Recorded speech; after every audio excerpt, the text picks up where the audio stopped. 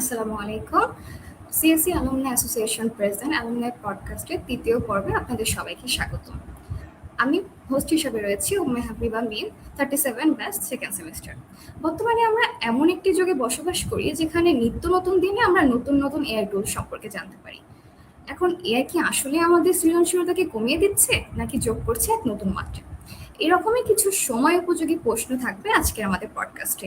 এবং আজ আমাদের সাথে এমন একজন স্পিকার আছেন যিনি এমন একজন মানুষ যার টেক এন্ড ক্রিয়েটিভ ইন্ডাস্ট্রিতে নিজের কাজের মাধ্যমে অলরেডি দারুণ এক পরিচয় তৈরি করেছেন। আমাদের সাথে যুক্ত রয়েছে বরেন্দ্র বিশ্ববিদ্যালয়ের সিএসসি ডিপার্টমেন্টের 19তম ব্যাচের শিক্ষার্থী তন্ময় সরকার ভাইয়া। তিনি আমাদের বরেন্দ্র বিশ্ববিদ্যালয়ের ফর্মাল লেকচার হিসেবে কর্মরত ছিলেন এবং বর্তমানে প্রোগ্রামিং হিরোতে ক্রিয়েটিভ লিড হিসেবে কর্মরত রয়েছে। আসসালামু আলাইকুম তন্ময় ভাই, আমাদের পডকাস্টে আপনাকে স্বাগতম। কেমন আছেন আপনি? ওয়ালাইকুম আসসালাম। তো ভালো আছি, তুমি কেমন আছো? জি আলহামদুলিল্লাহ, আমি অনেক ভালো আছি। ভাই, আজকে আমাদের পুরো পডকাস্টে জুড়ে থাকবে no code career, design in the age of AI. বর্তমানে আমাদের এআই টুলস নিয়ে অনেক ধরনের প্রশ্ন রয়েছে এবং ডিজাইনারদের অনেক রকমের প্রশ্ন রয়েছে। তো শুরু করা যাক ভাইয়া। আপনি এখন বর্তমানে ক্রিয়েটিভ লিড হিসেবে কর্মরত রয়েছেন বরেন্দ্র বিশ্ববিদ্যালয়ের 19তম ব্যাচের একজন শিক্ষার্থী থেকে প্রোগ্রামিং হিরোর ক্রিয়েটিভ লিডে কর্মরত। এই জার্নিটা যদি একটু সংক্ষেপে আলোচনা করতেন। আচ্ছা, ঠিক আছে। সো এই জার্নিটা একটু kind of long journey. So creative সাইডটা আসলে আমাদের একাডেমিক সাইড থেকে অনেকটাই ডিটাচড। হ্যাঁ, ক্রিয়েটিভ সাইডটা আসলে আমাদের থিঙ্কিং ক্যাপাবিলিটি, আমাদের স্কিল মানে আর্টিস্টিক স্কিল, ওই জিনিসটা আর কি এক্সপ্লোর করে। আর একাডেমিক সাইডটা মোরলেস আমরা জানি, আমরা পড়াশোনা করে আসছি, তাই না?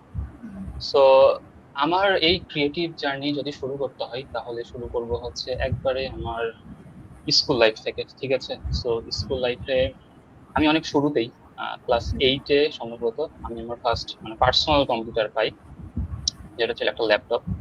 সো তখন কি হয় যে প্রথম যখন ল্যাপটপ পেয়েছি তখন সচরাচর ছেলে পেলে কি করে যে গেমস টেমস খেলে। সো আমি ওইরকম ব্যতিক্রম ছিলাম না, গেমস টেমস খেলতাম এবং টুকটাক জিনিস এক্সপ্লোর করতাম। তো ওই এক্সপ্লোরেশন থেকে তারপর চিন্তা করলাম, তো গেম টেম তো অনেক খেলতেছি, এখন কি করা যায়? তো তারপর এরকম ঘাটাঘাটি করতে করতে অনেক টুলস, অনেক সফটওয়্যার সম্পর্কে তখন হচ্ছে এক্সপ্লোর করার সুযোগ হয়েছিল। তারপর হুট করে একদিন এরকম দেখলাম যে এরকম অ্যাডোবির কিছু সফটওয়্যার আছে, যে সফটওয়্যার গুলো দিয়ে সুন্দর সুন্দর আর কি ডিজাইন তৈরি করা যায়, ব্যানার পোস্টার এগুলো তৈরি করা যায়। তো তখন আমি আসলে জানতাম না যে এই জিনিসগুলোর মানে ফিউচার এরকম হইতে পারে। আমি জাস্ট আমার ভালো লাগতেছে, আমি করতেছি জিনিসগুলো, আমার আর্টিস্টিক স্কিল যেগুলো আছে ওগুলো আমি ইমপ্লিমেন্ট করতে পারতেছি, ওই জন্য আমি করতেছি। শুরু থেকে আর্টের প্রতি একটা ঝোঁক ছিল, ডিজাইন আর্ট এগুলো ভালো লাগতো, হ্যান্ড ক্রাফটিং জিনিসপাতি এগুলো ভালো লাগতো। সো ওই ভালো লাগা থেকে আর কি দেখতেছি যে আমি নতুন নতুন কিছু তৈরি করতে পারতেছি, একটা সফটওয়্যার ইউজ করে আমাকে জিনিসটা অনেক বেশি হুক করতো। হ্যাঁ, সো তখন কি হয়তো এখনো মনে আছে যে শুরুতে আমি যখন হচ্ছে ফটোশপ ইনস্টল করছিলাম, ওইটা সম্ভবত ভার্সন 7 ছিল। তো ওইটা থেকে দেন আমি শুরুতে পোস্টার ব্যানার্স এগুলো তৈরি করতাম, খুব ভালো লাগতো। তারপর ধীরে ধীরে আর কি ডাইভার্স কাজের দিকে আস্তে আস্তে মুভ করছি। তারপরে যেমন লোগো ডিজাইন শিখছি। তো তখন কি হতো যে শুরুতে যখন আমি ক্লাস বলতেছিলাম ক্লাস 8-এর কথা, তো ওই সময় আর কি ইন্টারনেটের মানে ওইরকম কি বলবো, আহ, এখন এখন আমরা যেরকম ইন্টারনেট অ্যাক্সেসেবল, ওই সময় কিন্তু ওইরকম অ্যাক্সেসিবিলিটি ছিল না। হ্যাঁ, এমন আছে আমরা 2G ইন্টারনেট ইউজ করতাম তখন। তো তখন এই যে টুলস গুলো টিউটোরিয়ালস ওইভাবে পাওয়া যেত না। হ্যাঁ, তো যখন আর কি, আর আমরা তখন কিন্তু অলওয়েজ নেটও ইউজ করতাম না। তো যখন প্রয়োজন হতো আমরা হচ্ছে ইন্টারনেট প্যাকেজ কিনতাম এবং মোবাইল ডাটা ইউজ করতাম।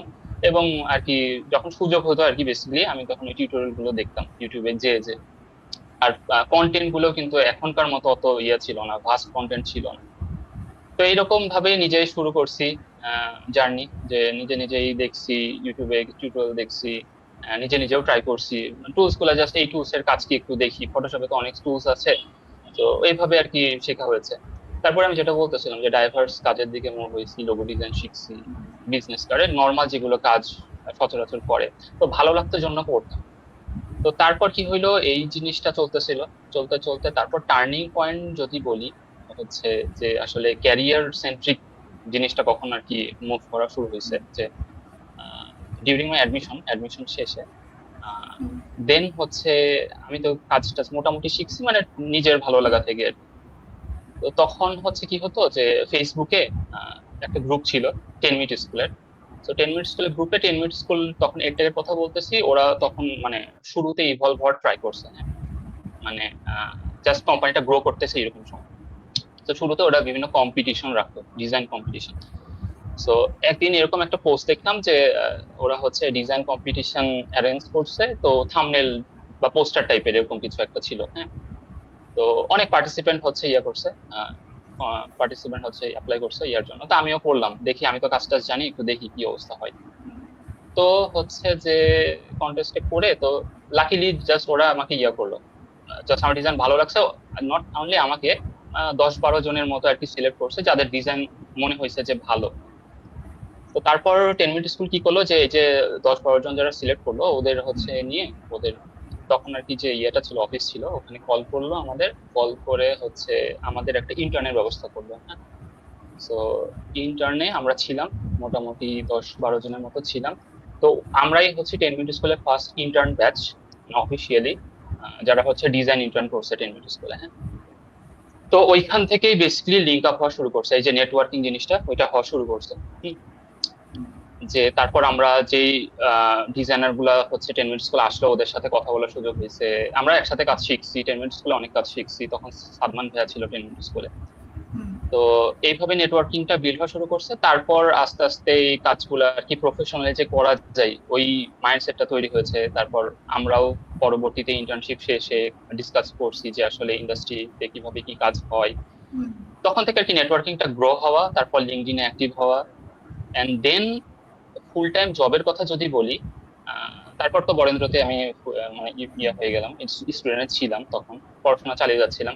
তারপরে মাঝে একটা ব্রেক ছিল আমার, ঠিক আছে, যে তখন আমি একটু একাডেমিক ফোকাস ছিলাম, ডিজাইন থেকে একটু কাইন্ড অফ দূরে ছিলাম, এটা ফার্স্ট সেকেন্ড ইয়ারের কথা বলতেছি। তারপরে কি হলো, হুট করে করোনা আসলো। করোনার সময় আমরা অনেকেই জানি যে আমরা সবসময় বাসায় বসে থাকতাম। শুরুতে যখন কোভিড হিট করলো তখন কিন্তু ছিল যে আমাদের অনলাইন ক্লাস যে হবে ওই জিনিসটা কিন্তু আনসার্টেন ছিল। ইউনিভার্সিটিরাও ডিসাইড করতেছিল যে আসলে অনলাইনে মুভ করা যায় কিনা, তাই না? কারণ আমরা কিন্তু আগে ইউজ টু ছিলাম না এই অনলাইন কালচারের সাথে। তো ওই যে ব্রেকটা ছিল, ওই ব্রেকের সময় কি হইতো, এই যে রিমোট জবের যে কালচারটা তখন থেকে কিন্তু গ্রো করা শুরু করছে। আগে হয়তো ছিল মানে আমার বাইরের দেশের কোম্পানিতে, কিন্তু বাংলাদেশের মানুষ এতটা ইউজ টু ছিল। তো তখন তো মানে কি হইতো, কোভিড এর জন্য অফিস টফিস তো বন্ধ, তাই না? তো তখন হচ্ছে যে এরকম আমি একটা কোম্পানি ছিল বাংলাদেশের, নাম বলতেছি এডটেক, বহুব্রীহি।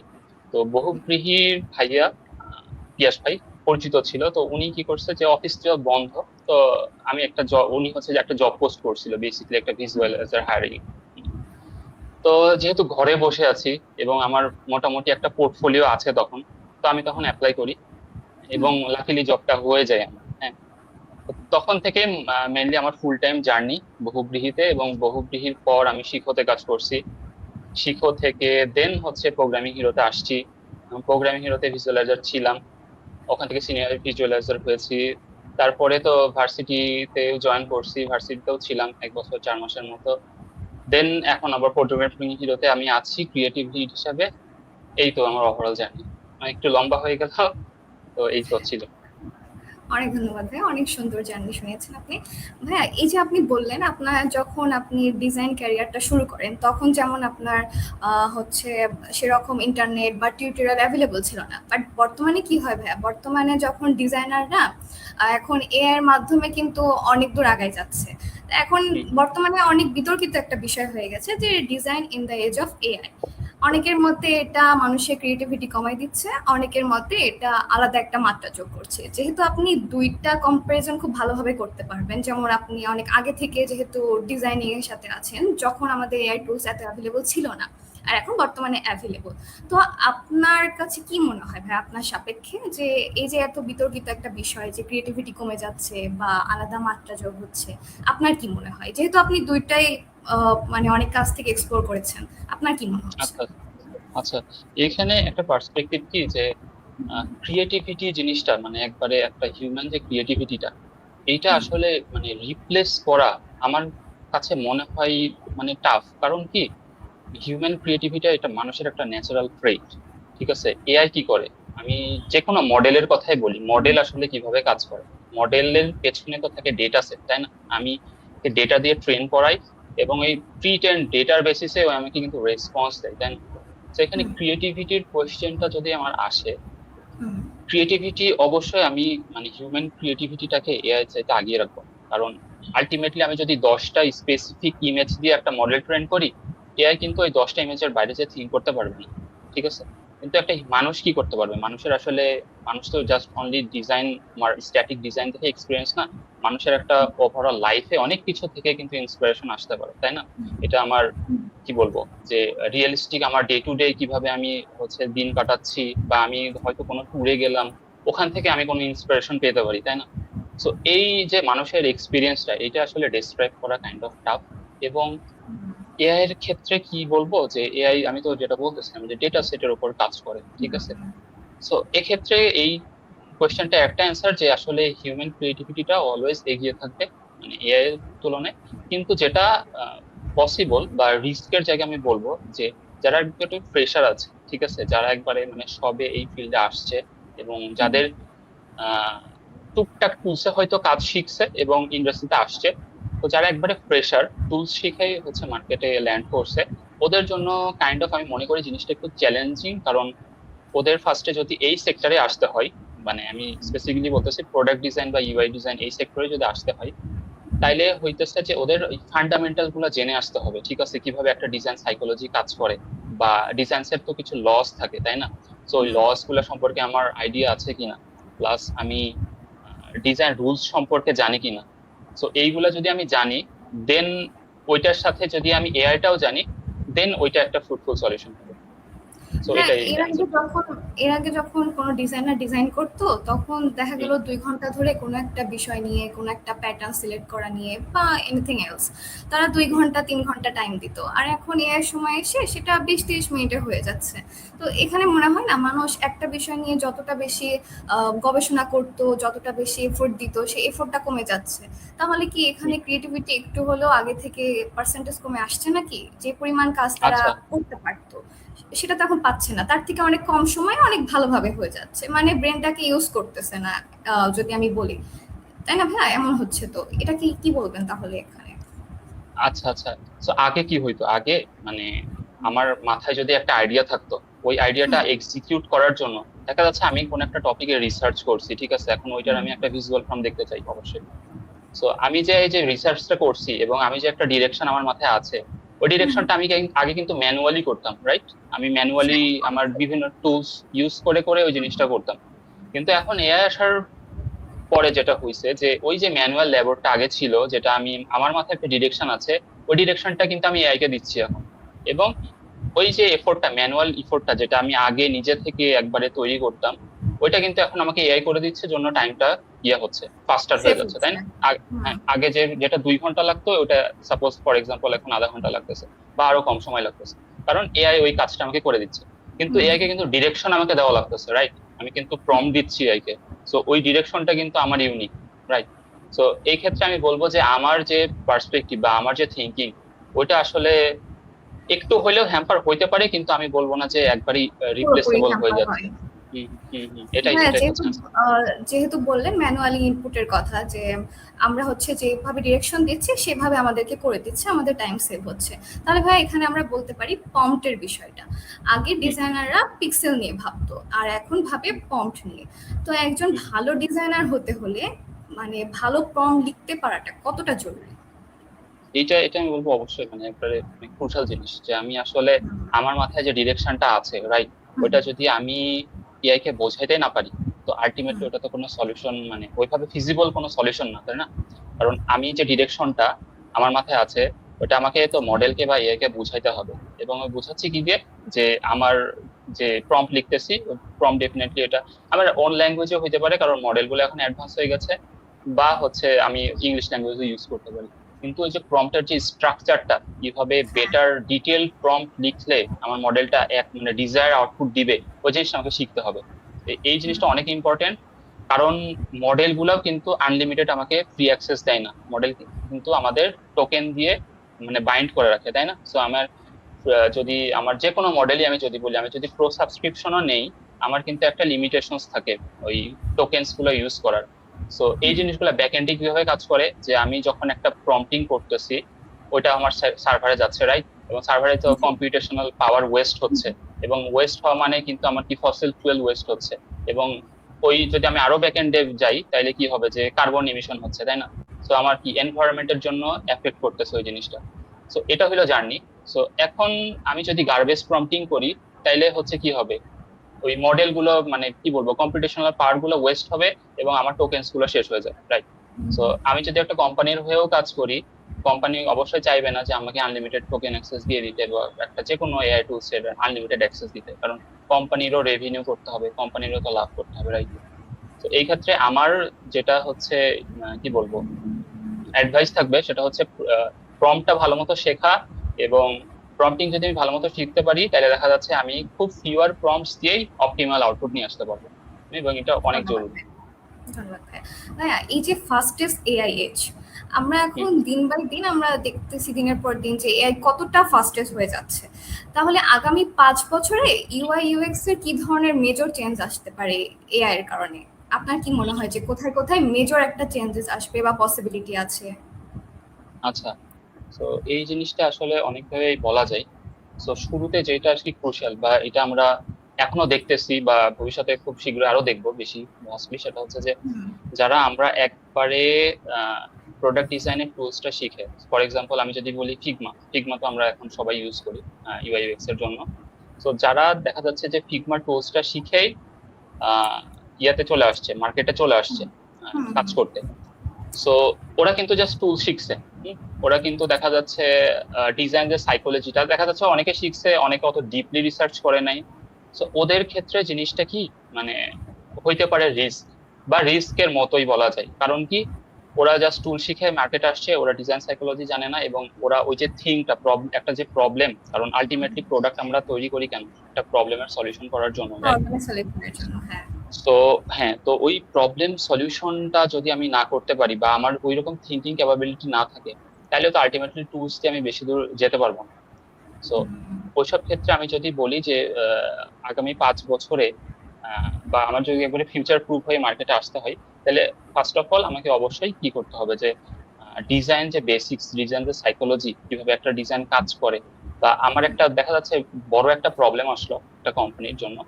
সো প্রবলেমটা ছোট ছোট চাঙ্কসে ডিভাইড করে আমি কিভাবে অপটিমাল সলিউশন বের করে নিয়ে আসতে পারি, বা আমার যে ইঞ্জিনিয়ারিং মাইন্ডসেটটা কাজে লাগাইতে পারি, এই জিনিসটা ইম্পর্টেন্ট। কারণ নট অনলি যে টুলস দিয়েই সব বেশি দূর আগাইতে পারবো এরকম জিনিসটা না, আমার যে রিজনিং ক্যাপাবিলিটিটা আছে এই জিনিসটা কাজে লাগাইতে হবে আমাকে। সো আর আগামী 5 বছরে যদি স্কিল বলি যে কি মানে কি কি নতুন স্কিল আসতে পারে, এখন যেরকম একটা রোল আছে ইউআই ইউএক্স ডিজাইনার, যে আমরা এই এবং এই স্কিলের কাজটা কি, মানে এই রোলের কাজটা কি, যে আমরা একটা ক্লায়েন্ট আমাকে বা একটা কোম্পানি আমাকে একটা ব্রিফ দিবে, এবং ওই ব্রিফটা আমি হচ্ছে কি করব, একটা ফিজিবিলিটি টেস্ট করব, এবং দেখা যাচ্ছে ইউজার ইন্টারভিউ নিব, ইন্টারভিউ নিয়ে ওইটা আমি কি করব যে দেখা যাচ্ছে ক্লায়েন্ট আমাকে 10টা বা 20টা রিকোয়ারমেন্টস দিয়েছে, আমি ওখান থেকে ফিজিবিলিটি টেস্ট করে দেখলাম যে 5-6টা বা আরেকটু বেশি আমার হচ্ছে ফিজিবল সলিউশন নিয়ে আসা যায়, মানে ওই রিকোয়ারমেন্টস গুলো অ্যানালাইসিস করে। তারপর আমরা কি করি যে ইউজার ফ্লো তৈরি করি, ইউজার ফ্লো তৈরি করার পর দেখা যাচ্ছে আমরা ইনফরমেশন আর্কিটেকচার তৈরি করি। সো তারপরে দেখা যাচ্ছে যে আমরা ওয়্যারফ্রেম তৈরি করি, ওয়্যারফ্রেমের পর আমরা হচ্ছে হাই ফিডেলিটি ডিজাইন বা ইউআই করি, তারপর দেখা যাচ্ছে প্রোটোটাইপ যদি করি ওইটা অপশনাল। সো এটা বেসিকলি একটা ইউআই ইউএক্স ডিজাইনার মানে day to day task. So AI আসার পর যে জিনিসটা হয়েছে যে ওই যে রিসার্চটা আমি বললাম ইউজার রিসার্চ, আমার কাছে অনেক ব্রিফ আছে, আমার কাছে অনেক ডেটা আছে, কোম্পানির ডেটা আছে, আমার কাস্টমার্স, আমার প্রোডাক্টের কাস্টমার্স আছে। সো ওই রিসার্চ গুলো এখন কি করতে পারতেছি, আমি অনেক ফাস্টার করতে পারতেছি। আগে ওই রিসার্চ গুলো করতে আমাকে কিন্তু ম্যানুয়ালি ফুড দিতে হইতো। সো আমি কি করতেছি এখন, অল ডকুমেন্টস আমি একে দিচ্ছি, এআই আমাকে ওই জিনিসগুলা সাম আপ করে দিচ্ছে বা ইনসাইটস গুলো বের করে দিচ্ছে, রাইট?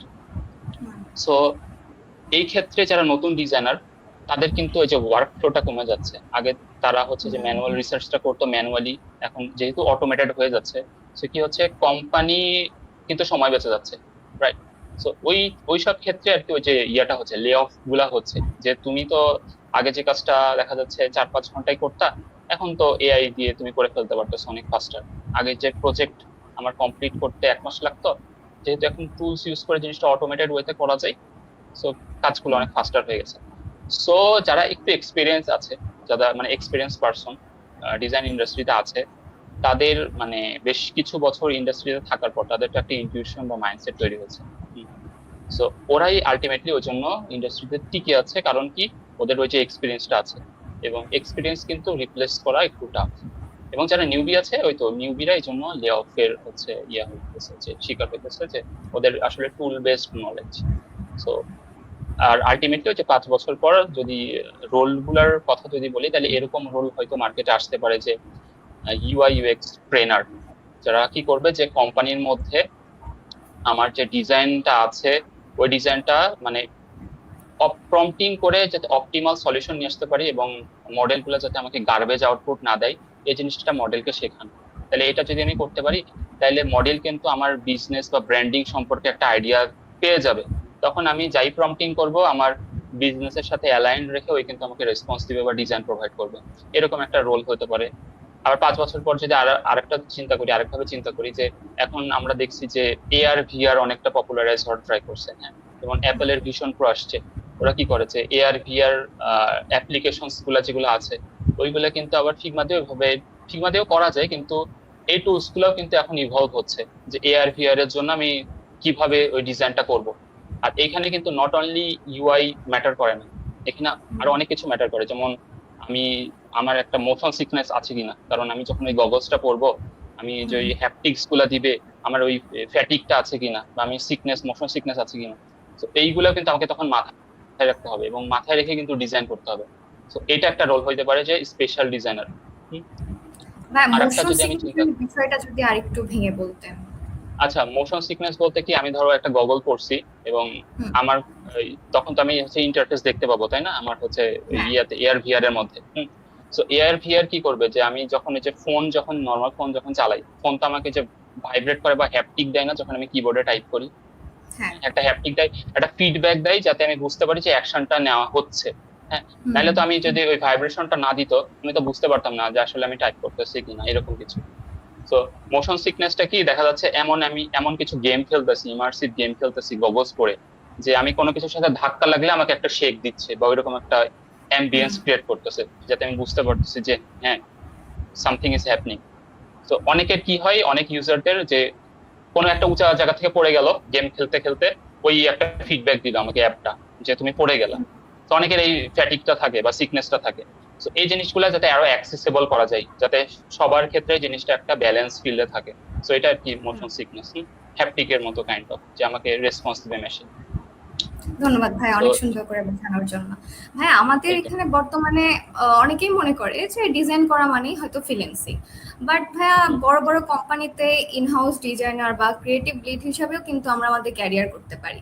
তো এই যে ক্রিয়েটিভ লিড বা ইনহাউস ডিজাইনার হিসাবে জব করার যে সুবিধাগুলো রয়েছে সেগুলো যদি একটু বলতেন, মানে ফ্রিল্যান্সিং ভার্সেস ইনহাউস ইঞ্জিনিয়ার বা ক্রিয়েটিভ লিড, এই কম্পারিজনটা কিভাবে করবেন? আচ্ছা, ক্রিয়েটিভ লিড বেসিক্যালি একটা ডেজিগনেশন, মানে আমি যদি মানে এই ডিজাইন ল্যাডারের একবারে মোটামুটি সিনিয়র থেকে আরেকটু উপরের দিকে যাই, তাহলে ক্রিয়েটিভ লিডটা পড়ে। আর ইনহাউস আর যদি ফ্রিল্যান্সিং এ দুটার কম্পারিজন করতে হয়, তাহলে ইনহাউস কি, যে আমি একটা কোম্পানির হয়ে যখন কাজ করি, তখন আলটিমেটলি কি করি, আমি ওই কোম্পানির প্রোডাক্ট গুলো নিয়ে কাজ করি, রাইট। যে ওই কোম্পানির দেখা যাচ্ছে কোনো ফিনটেকে কাজ করতেছি, তাহলে ওদের নিশ্চয়ই একটা সফটওয়্যার আছে বা ওয়েবসাইট আছে বা মোবাইল অ্যাপ আছে। আমি কিন্তু মানে কি বলবো, ওই স্পেসিফিক ওয়েবসাইট বা অ্যাপটা নিয়ে কাজ করার আমার সুযোগ হয় মোস্ট অফ দ্য কেসেস, মানে আনলেস এটা কোনো এজেন্সি না হয়। আচ্ছা, আর যদি আমি বলি ফ্রিল্যান্সিং, তাহলে ফ্রিল্যান্সিং হইলে জিনিসটা কি হয়, যে কাইন্ড অফ আমার কাছে ডোমেনটা অনেক ওপেন হয়ে যায়। কারণ যখন ফ্রিল্যান্সিং এ কাজ করি, আমি কিন্তু নট অনলি একটা ক্লায়েন্টের হয়ে কাজ করতেছি, আমি কিন্তু মাল্টিপল ক্লায়েন্টের হয়ে কাজ করতেছি তখন। এবং তখন আমার কিন্তু অনেক ডাইভার্স প্রোডাক্ট নিয়ে কাজ করার সুযোগ হয়। যেমন আমি এডটেক নিয়ে কখন কাজ করতে পারি, কোনো একটা ক্লায়েন্ট আমি ধরুন পেলাম, ওই ক্লায়েন্ট আমাকে বলতেছে এডটেকের তুমি একটা আমাকে মোবাইল অ্যাপ তৈরি করে দাও, ওই কাজটা আমি করে ফেললাম। আমি আবার ফিনটেকের কোনো ক্লায়েন্ট পেতে পারি। হ্যাঁ, আমি আবার ক্রিপ্টো রিলেটেড কোনো মোবাইল অ্যাপ বা ক্লায়েন্ট পেতে পারি। হ্যাঁ, তো তখন আমার ওই যে ডোমেনটা অনেক ওপেন হয়ে যায়, আমার এক্সপ্লোর করার অনেক সুযোগ থাকে। আর কোম্পানির ক্ষেত্রে কি হয়, আমি সেম জিনিস নিয়ে কাজ করতেছি, তাও ব্রেনস্টর্মিং হয়, এক্সপ্লোর করার সুযোগ থাকে। সো ওভারঅল যদি বুঝাইতে চাই, তাহলে ওই যে ডোমেনটা একটু ওপেন থাকে ফ্রিল্যান্সিং করলে, আর হচ্ছে যে কোম্পানির হয়ে কাজ করলে আমার হচ্ছে ডোমেনটা একটু মানে বাইন্ড হয়ে যায়। আমি এই তো হয়ে যায়। ভাইয়া, যখন একজন সিএসসি ব্যাকগ্রাউন্ড স্টুডেন্ট ডিজাইনার হতে আসে, তখন কি মনে হয় আপনার, সে কি তার ইঞ্জিনিয়ারিং নলেজকে কমিয়ে ফেলছে, নাকি এই লজিক্যাল থিঙ্কিং অ্যাবিলিটি তাকে ফার্দার আরো বেটার ডিজাইনার হতে সাহায্য করবে? আচ্ছা, সিএসসি স্টুডেন্ট, আমি যদি স্পেসিফিকলি প্রোডাক্ট ডিজাইনের কথা বলি, তাহলে প্রোডাক্ট ডিজাইনে কিন্তু ইঞ্জিনিয়ারিং মাইন্ডসেট দরকার হয়, বা ইউআই ডিজাইনের ক্ষেত্রে বলি, কারণ আমরা আলটিমেটলি প্রোডাক্ট কি ডিজিটাল প্রোডাক্ট মানে কি, আমার কোনো একটা ওয়েব অ্যাপ থাকবে, অথবা আমার ওয়েবসাইট থাকবে, অথবা আমার মোবাইল অ্যাপ থাকবে। সো যারা সিএসসি স্টুডেন্ট, তাদের জন্য এই জিনিসটা কাইন্ড অফ আমি বলবো লেভারেজ, কারণ তারা অলরেডি ইউজ টু এই টেক ফিল্ডের সাথে, রাইট? তারা হয়তো সেমিস্টার এন্ডে বা ইয়ার এন্ডে তারা প্রজেক্ট বানায়, তারা জানে যে আসলে অ্যাপ্লিকেশনস গুলো কিভাবে কাজ করে, এবং তারা কিন্তু আলটিমেটলি যখন সিএসসি কোর কোর্স গুলো করে, যেমন আমি স্পেসিফিকলি যদি বলি অ্যালগোরিদম, তারপরে আরো অনেক কোর্স আছে, হ্যাঁ, যেই কোর্স গুলাতে মূলত আমরা প্রবলেম সলভিং শিখি। সো ওই প্রবলেম সলভিং স্কিল গুলো আমি কিন্তু এই যে যখন প্রোডাক্ট সাইডে কাজ করব বা ডিজাইন সাইডে কাজ করব, এইখানে কিন্তু আমি কাজে লাগাতে পারবো। এবং আমি যত মানে কি বলবো ইফিশিয়েন্ট ওয়েতে বা অপটিমাল ওয়েতে কাজ করতে পারবো, তত কিন্তু আমি ওই আউটপুটটা কোম্পানির জন্য নিয়ে আসতে পারবো। দেখা যাচ্ছে যে ইঞ্জিনিয়ারিং ব্যাকগ্রাউন্ডের না, সে কিন্তু জানবে না যে আমি আসলে কিভাবে বেটার প্রম্পট লিখে কতটা ফাস্টার একটা প্রবলেম স্টেটমেন্টকে ছোট ছোট চাঙ্কসে ডিভাইড করে এটার একটা অপটিমাল সলিউশন নিয়ে আসতে পারি। হ্যাঁ, কিন্তু যে হচ্ছে সিএসসি স্টুডেন্ট কিন্তু জিনিসটা বুঝবে, রাইট? যে যেহেতু পড়ে আসছে, প্রবলেম সলভিং করে আসছে, তার কিন্তু হ্যাঁ, তার কিন্তু এই মাইন্ডসেটটা থাকবে। আর সে কিন্তু এই যে অ্যাপ, এগুলো ওয়েবসাইট, এগুলোর সাথে ইউজ টু, তো তার জন্য জিনিসগুলো অনেকটা ইজিয়ার হয়ে যাবে। আর apart from that, design psychology ওইটা একটা আলাদা ডোমেইন, কারণ ডিজাইন ক্রিয়েটিভিটি ওইটা হচ্ছে ওকে আলাদাভাবে নারিশ করতে হবে, এবং ওই জিনিসটা আর কি সিএসসি থেকে কাইন্ড অফ একটু ডিটাচড, এবং ওখানে হচ্ছে একটা পার্সনের আর্টিস্টিক স্কিল, তার এক্সপিরিয়েন্স, এই জিনিসগুলো হচ্ছে এফেক্ট করবে ওইসব ক্ষেত্রে। সো এই রোলটা বলা যায় যে দুইটা রোলের কম্বাইন্ড একটা ব্যালেন্স, ঠিক আছে? আর যে আমার ইঞ্জিনিয়ারিং মাইন্ডসেটও কাজে লাগতেছে, আমার ডিজাইন সেন্সও কাজে লাগতেছে। ভাই, আপনার প্রোফাইলে একটা শব্দ ডিজাইন অটোমেশন। নতুন যারা কোডিং ছাড়াই ক্যারিয়ার গড়তে চায় তাদের জন্য ফ্রেমার বা ওয়েব ফ্লোর মতো নো কোড টুলস কতটা এফিশিয়েন্ট? আচ্ছা, সো এখন নট অনলি ফ্রেমার বা ওয়েব ফ্লো, এরকম অনেক টুলস মার্কেটে এখন চলে আসছে। মার্কেটে চলে আসছে। সো ফ্রেমার ফ্রেমার যেটা করে, যে ফ্রেমার দিয়ে সুন্দর সুন্দর ওয়েবসাইট তৈরি করা যায়, যেগুলো দেখতে অনেক সুন্দর লাগে, এবং ডিজাইন অ্যাস্থেটিক্স ওয়াইজ ওয়েবসাইট গুলো সুন্দর। কিন্তু এই জিনিসগুলোর একটা কনস্ট যদি আমি বলি, যে ফ্রেমার দিয়ে যখন আমার মানে প্রোডাক্টটা অনেক লার্জ স্কেলে, আমি মানে কি বলবো আরো লার্জ স্কেলে চিন্তা করতে চাই, বা আমার দেখা যাচ্ছে প্রোডাক্ট অনেক গ্রো করতেছে, কাস্টমার অনেক আসতেছে, তখন আমি সিএমএস হ্যান্ডেলিং থেকে শুরু করে সবকিছু যখন আর একটু বেশি কমপ্লিকেটেড হয়ে যায়, তখন এই জিনিসগুলো ম্যানেজ করা অনেক টাফ হয়ে যায়। সো ওইসব ক্ষেত্রে এই জিনিসগুলো তত সাস্টেনেবল সলিউশন না। কিন্তু রেদার এই জিনিসগুলো কখন ইউজেবল, যখন দেখা যাচ্ছে ছোট ছোট স্টার্ট আপ গ্রো করতেছে, হ্যাঁ, এরকম ছোট ছোট স্টার্ট আপ গ্রো করতেছে, ওরা তখন ওয়েব ফ্লো দিয়ে ওয়েবসাইট একটা তৈরি করে ফেললো এবং বিজনেস শুরু করে ফেলতে পারলো। এটা একটা ইয়ে হতে পারে। অথবা যারা একবারে নতুন আছে, যারা একবারে ফ্রেশার, তারা অনেকে চিন্তা করে যে আমি নোকোড টুল দিয়ে আমার যতগুলো প্রায়র কাজ আছে ওটার একটা সুন্দর পোর্টফোলিও তৈরি করে ফেলবো, আমার একটা পার্সোনাল ওয়েবসাইট থাকবে, এবং আমি যখন জবে অ্যাপ্লাই করব, আমি কি করবো, জাস্ট আমার লিঙ্কটা দিয়ে দিব রিক্রুটারকে, যাতে ওই লিঙ্কে গিয়ে আমার সব প্রিভিয়াস কাজ সে হচ্ছে দেখতে পারে রিক্রুটার। তো ওইসব ক্ষেত্রে আমি এই যে ফ্রেমার নোকোড টুলস দিয়ে ইয়ে করতে পারবো, আমার সুন্দর মতো ওয়েবসাইটটা তৈরি করে ফেলতে পারবো, এবং এই জিনিসগুলো মানে design sense wise, aesthetics wise অনেক সুন্দর হয়। আর যখন এই যে লার্জ স্কেলে প্রোডাক্ট তৈরি করব, তখন আসলে এগুলো থেকে বের হয়ে ওই বড় বড় যেগুলো হচ্ছে সিএমএস প্রোভাইডার আছে, তখন ওইসব ক্ষেত্রে আর কি কি বলবো, ওদের সাবস্ক্রিপশন নিয়ে ওই মডেলে আর কি আমরা যাই বেসিকলি। সো এটা কাইন্ড অফ কি বিজনেস ওরিয়েন্টেড একটা হচ্ছে ডোমেন। তো এই তো। ভাই, নো কোড টুলস কি আসলেই কমপ্লেক্স ডিজাইন করতে পারে, নাকি এখানেও কোনো সীমাবদ্ধতা আছে? যে আচ্ছা, নো কোড টুলস কিছু ক্ষেত্রে পারে, কিছু ক্ষেত্রে একটা মেজর হচ্ছে ল্যাক আছে, যে ক্ষেত্রে আমাদের নো কোড থেকে আমরা মানে কোডিং করার মাধ্যমে এই জিনিসটা আরো প্রপারলি করতে পারি, স্মুথলি করতে পারি। মানে কোথাও না কোথাও কি সীমাবদ্ধতা রয়েছে, যে আমি কমপ্লেক্স নো ডিজাইন করতে যাচ্ছি, বাট নো কোড টুলস এখানে আমার এফিশিয়েন্ট না? আচ্ছা, ডিজাইন করার জন্য এখন অনেক টুলস আছে মার্কেটে। যে হুম স্পেসিফিক যদি ইউআই ইউএক্স ডিজাইনের জন্য বলি, যেমন রিসেন্টলি গুগলের স্টিচ একটা আসছে, তারপর ক্লড ডিজাইন এই হুম গত মাসেই দেখছি ক্লড ডিজাইন আসছে। সো এই টুলস গুলার লিমিটেশন অবশ্যই আছে কিছু। ফার্স্ট লিমিটেশন হলো টোকেন, কারণ আমি যত আইডিয়েট করব আমি তত প্রম্পট দিব, তাই না? আমার হচ্ছে টোকেন হুম ওয়েস্ট হবে। সো এটা আগে আমি কভার করছি টোকেনের বিষয়টা। আরেকটা বিষয় কি, যে আমাকে আলটিমেটলি কিন্তু ওই টুলস কে বলি, যে নোকোড টুলস এটাই বলি, যে টুলস গুলো আসছে ওকে কিন্তু ডিরেকশন দিতে হয়। ওই কিন্তু আলটিমেটলি আমাকে কি করতেছে না, নিজে থেকে থিঙ্ক করে সলিউশন কিন্তু খুব কমই দিচ্ছে।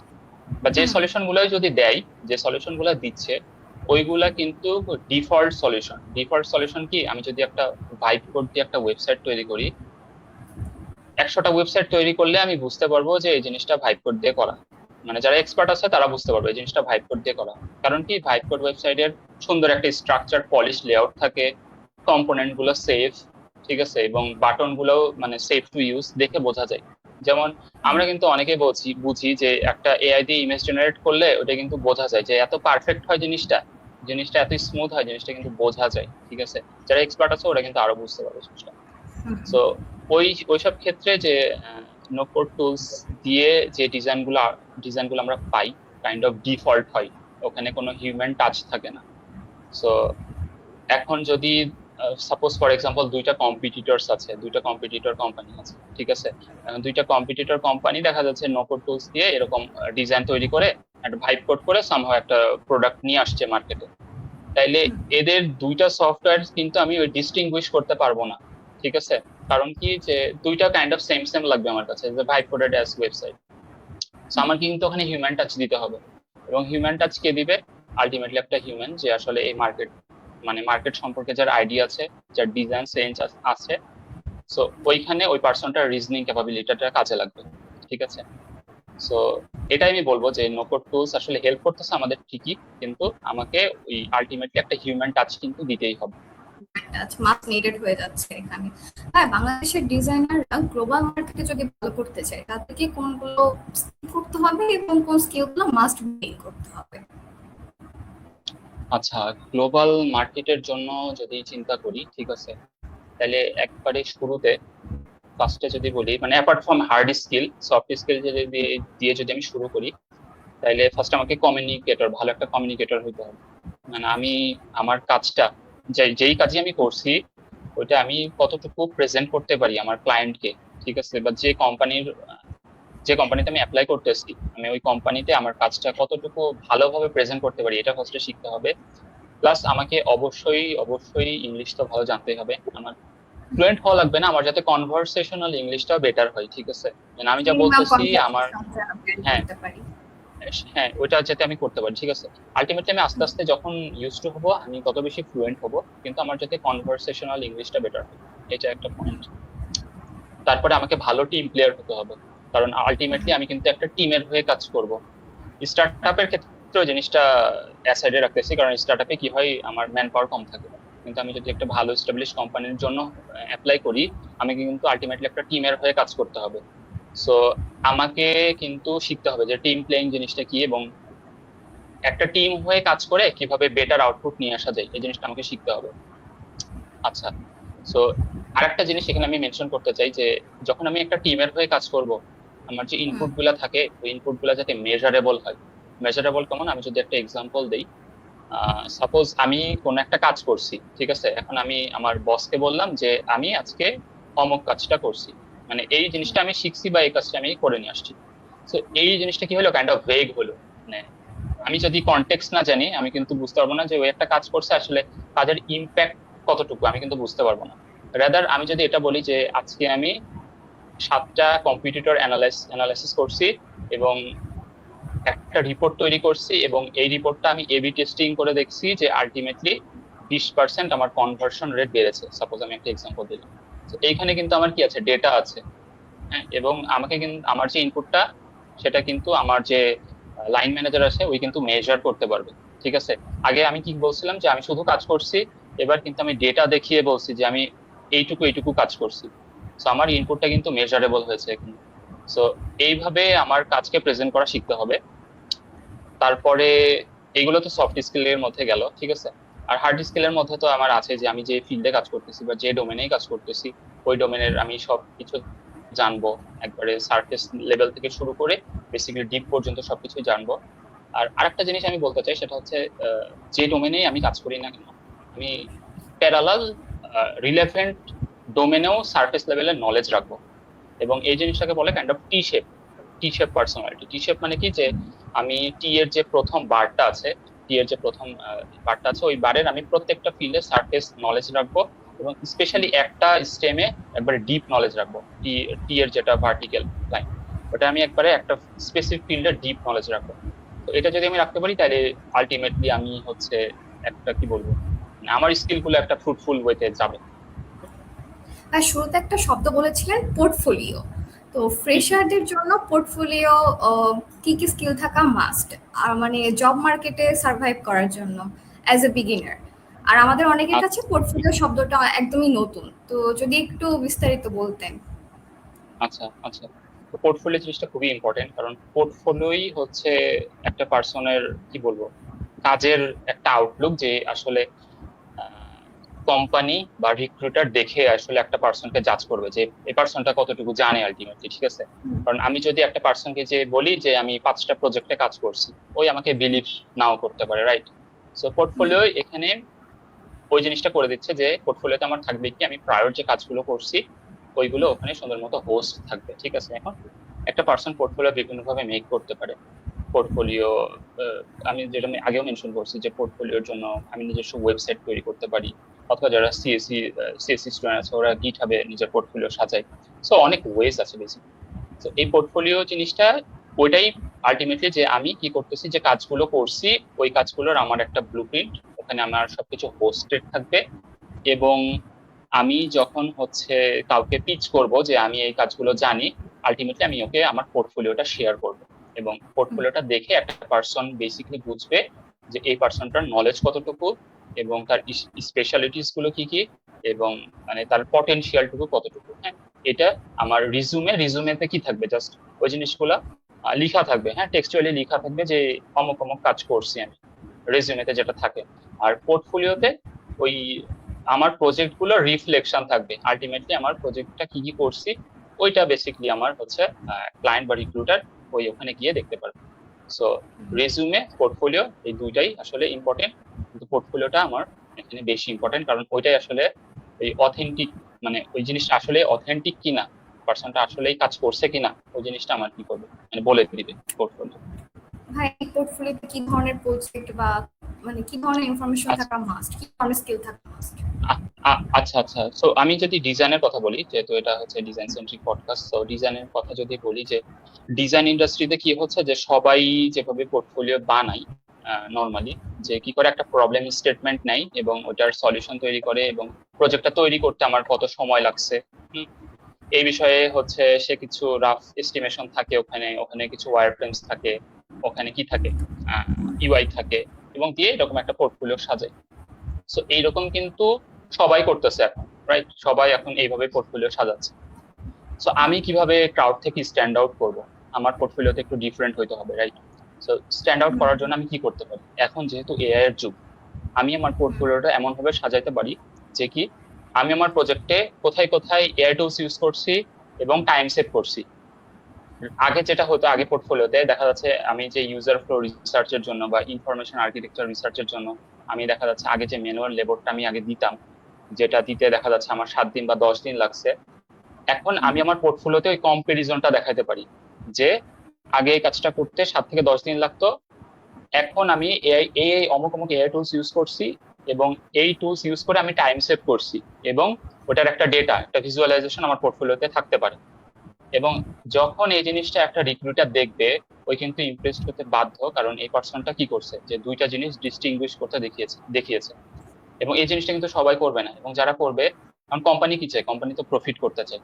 সো কোম্পানি যদি ভাবে যে হ্যাঁ এই পার্সনটা যদি আমি হায়ার করি আসলে টাইম সেভ করতে পারে, এরকম মাইন্ডসেট আছে যে জিনিসটা পোর্টফোলিওতে ভিজিবল, সো তখন ওই জিনিসটা হুক করবে হচ্ছে আমার ক্লায়েন্ট বা হচ্ছে রিক্রুটার। সো এই জিনিসগুলো আমি এখন কাজে লাগাতে পারি পোর্টফোলিও। প্রোগ্রামিং হিরো কি আপনারা এখন নো কোড টুলস বা এআই কে বেশি প্রাধান্য দিচ্ছেন? হ্যাঁ, প্রোগ্রামিং হিরোতে আমরা এগুলো ইউজ করি এখন, ঠিক আছে। প্রোগ্রামিং হিরোতে আমি যেহেতু ডিজাইন ইয়েতে আছি, সো আমার টিমে আমাদের হচ্ছে মডেলের সাবস্ক্রিপশন নেওয়া আছে, মানে অনেকগুলো মডেলের সাবস্ক্রিপশন নেওয়া আছে যেগুলো আসলে ইমেজ জেনারেট করে দেয় আমাদের, ঠিক আছে।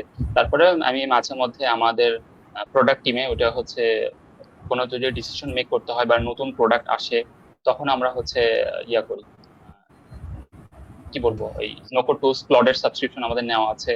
তাছাড়াও আমি যদি এই ডিজাইনের কথা যদি বলি, আমাদের ফ্রিপিকের সাবস্ক্রিপশন আছে, এবং ফ্রিপিকে অনেক মডেল আছে, আমি ওখান থেকে ইমেজ জেনারেট করতে পারি। তো আমাদের প্রোগ্রামিং হিরোতে ওইটা ফলো করা হয় যে যত আর কি টাইম সেভ করা যায় বেসিকলি, হ্যাঁ। এবং ওই টাইমটাতে আমরা কি করব, যে নিজেদের থিঙ্কিং বা রিজনিং ইমপ্রুভ করব। এবং এভাবে ওই অ্যাপ্রোচে আমরা আগাচ্ছি যে আমাদের যে রিপিটেটিভ টাস্কগুলো ছিল ওটা এআই দিয়ে অটোমেট করা, এবং ওই ফ্রি টাইমটাতে আমি আমার নিজের থিঙ্কিং, নিজের রিজনিংটা কাজে লাগাচ্ছি। বর্তমানে ইন্ডাস্ট্রি কি এমন কাউকে খুঁজছে যে ডিজাইনও জানে আবার নো কোডস টুল দিয়ে ডেভেলপও করতে পারে? অবশ্যই এই জিনিসটা আসলে কোন ইন্ডাস্ট্রি চাইবে যে এমন পার্সন যে আসলে দুইটা সেক্টরে তার নলেজ আছে, যার আসলে এআই টুলস সম্পর্কেও নলেজ আছে এবং তার হার্ড স্কিলেও সে এক্সপার্ট।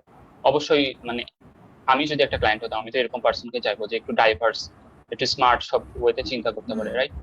সো আমি নিজেকে ওভাবে প্রেজেন্ট করব যে আমি আসলে আহ, এই এআই টুলস সম্পর্কেও জানবো, প্লাস আমি আমার হার্ড স্কিলটাকে ইমপ্রুভ করব, প্লাস আমি একটা ভালো কমিউনিকেটরও হবো।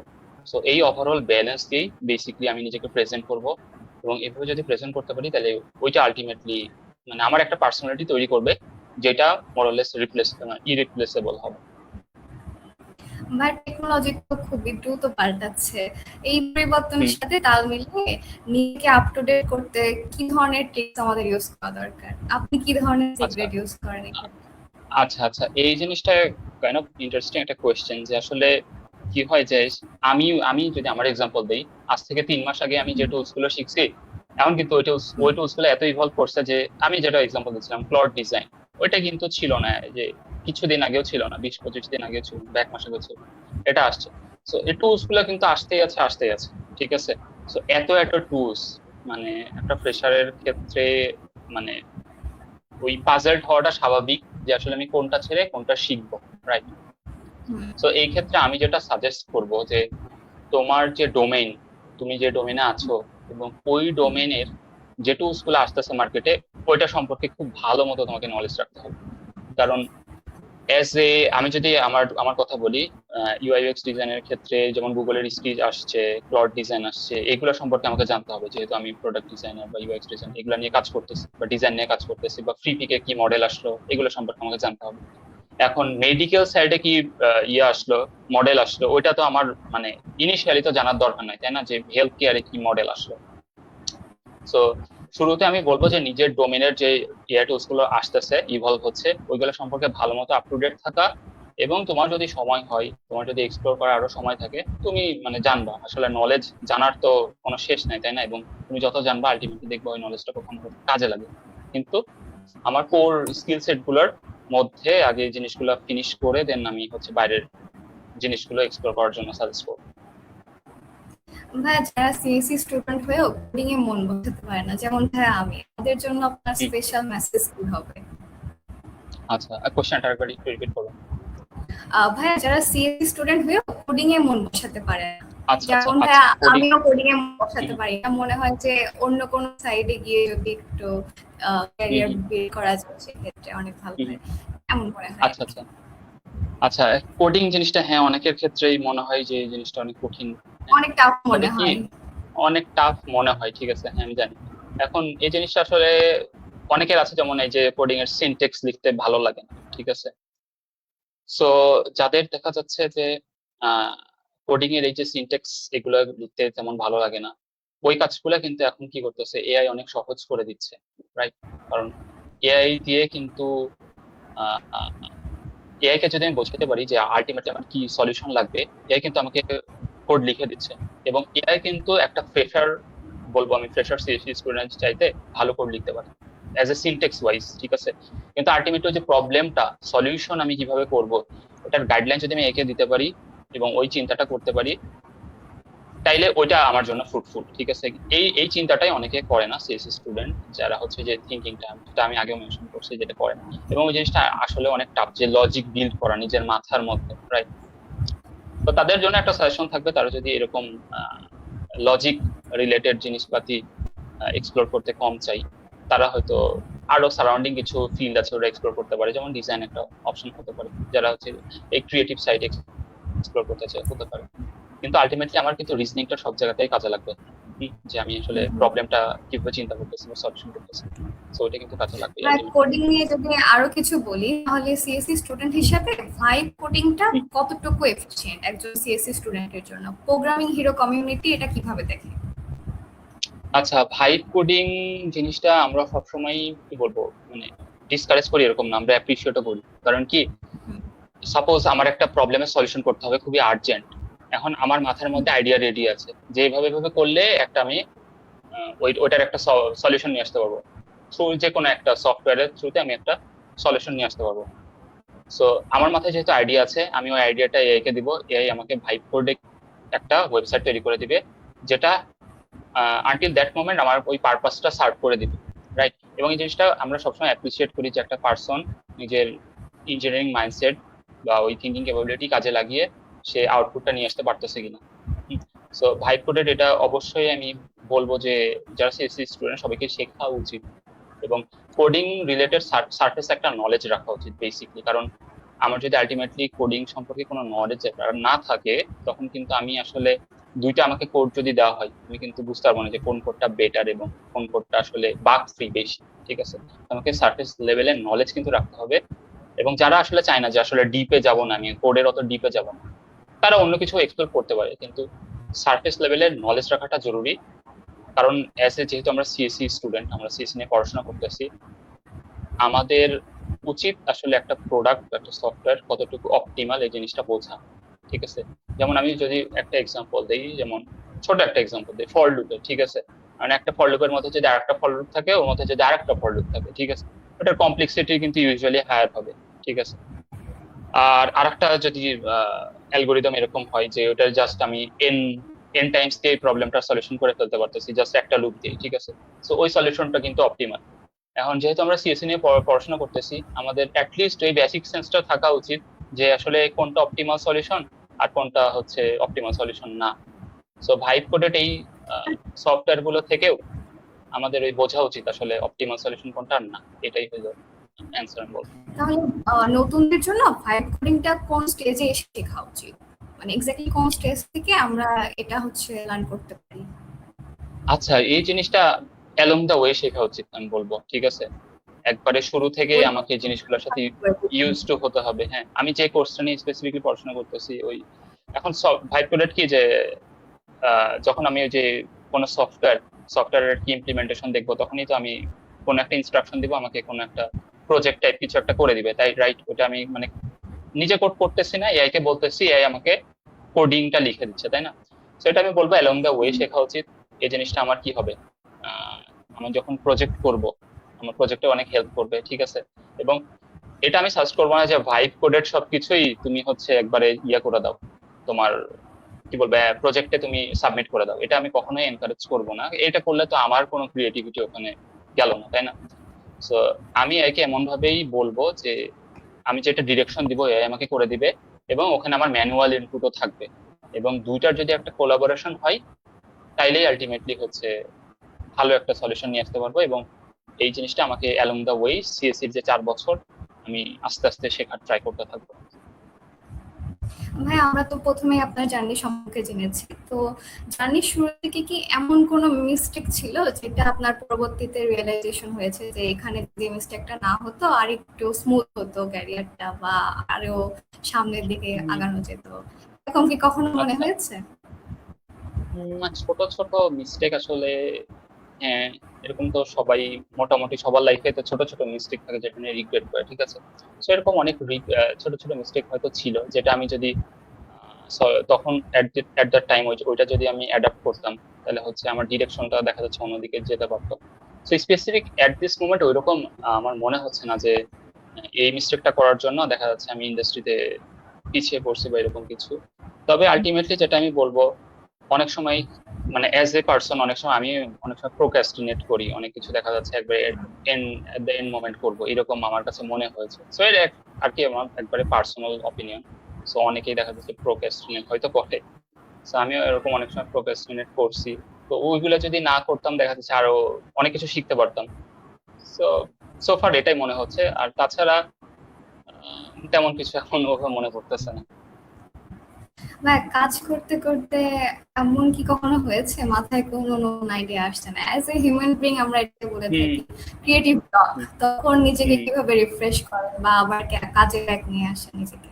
আচ্ছা, এই জিনিসটা খুবই কমন, এটা ডিজাইন ইন্ডাস্ট্রিতে খুবই কমন। আসলে ক্রিয়েটিভ ব্লক, একটা মানুষ কত চিন্তা করবে, তাই না? ওর একটা ইমাজিনেশন ইয়ে তো আছে, মাইন্ড করে তো দিবে।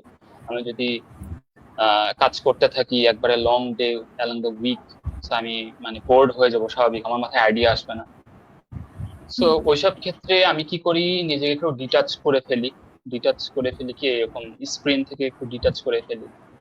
দেখা যাচ্ছে আমি একটু বাইরে ঘুরে ফিরে আসি, বা যদি কোনো ছোটখাটো ট্যুর অ্যারেঞ্জ করা যায় ওরকম করি, ঘোরাফেরার ট্রাই করি।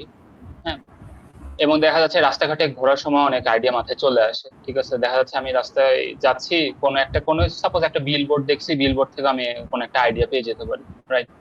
সো মানুষের এই কি বলবো আইডিয়া আসার প্রসেসটা অনেকটা, এটা আসলে কোনো একটা ল দিয়ে ব্যাখ্যা করা যায় না যে একবারে এটা একটা রিটেন প্রসেস, তুমি এভাবে আইডিয়া পেতে পারো। আইডিয়া আসলে এক্সপিরিয়েন্স, এই জিনিসটা ভাবে ডিসক্রাইবও করা যাবে না। সো ক্রিয়েটিভ ব্লকে যখন আমি পড়ি তখন একটু ডিটাচ করে ফেলি, অন্য কিছু এক্সপ্লোর করার ট্রাই করি।